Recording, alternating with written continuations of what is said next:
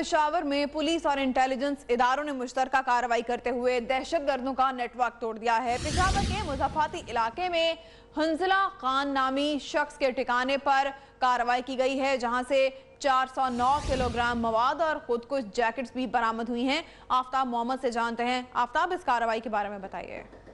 जी, Peshawar police और intelligence इदारों ने एक मुश्तरका कार्रवाई की है। कार्रवाई पेशावर के नवाहिला के मध्य में की गई, जहाँ हंजला नामी शख्स के ठिकाने पर छापा मारा गया है, जहाँ से 400 किलोग्राम बारूदी मवाद और इस तरह खुदकुश जैकेट बरामद की गए हैं।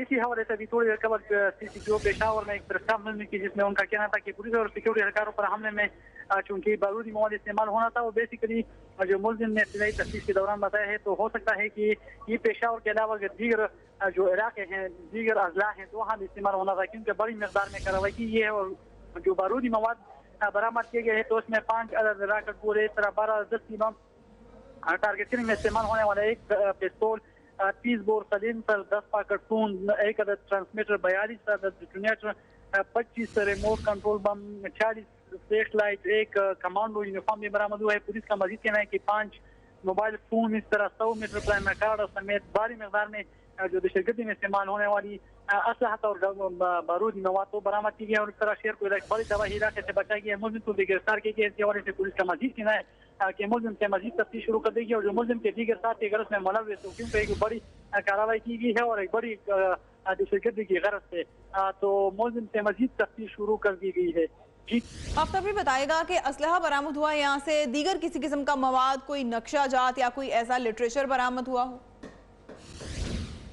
जी बिल्कुल, पेशावर पुलिस का कहना है कि इसी हवाले से जो मुलजिम है, तो उसमें इब्तिदाई तफ्तीश के दौरान जो बात सामने आई है, तो मुलजिम ने माजी में यहाँ पर जहादी जो तकरीरें हैं वो भी क्या करता रहा, जो जहादी प्रीचिंग है वो भी लोगों में करता रहा, और इस तरह उनसे जहादी लिटरेचर भी बरामद किया गया है।